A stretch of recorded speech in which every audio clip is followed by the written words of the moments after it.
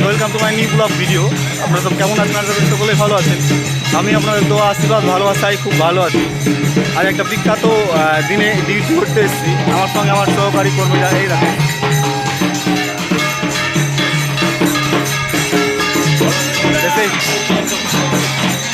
রামনবমীর মেলায় ডিউটি এই রাখেন।